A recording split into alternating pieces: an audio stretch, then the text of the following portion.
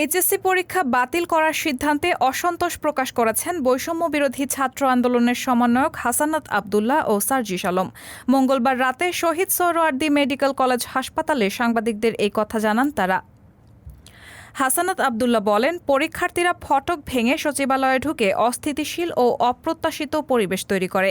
শিক্ষা সচিব সহ সবাইকে অবরুদ্ধ করে এমন অবস্থা তৈরি করে যে প্রধান উপদেষ্টা ও শিক্ষা উপদেষ্টার সঙ্গে আলোচনা করে সচিব পরীক্ষা বাতিলের সিদ্ধান্ত নেন। পরীক্ষা বাতিল করার বিষয়ে আমরা সমর্থন করি না, কারণ পরীক্ষা ছাড়া শিক্ষার্থীকে কখনো মূল্যায়ন করা সম্ভব নয়।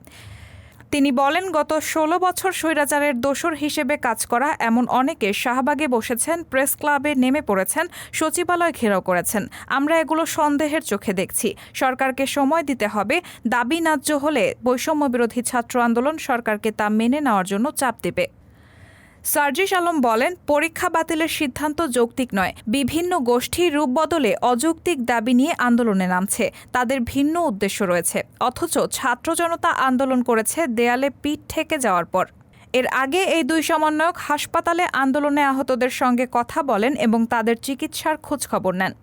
রায়হানা মুন, সবার কথা।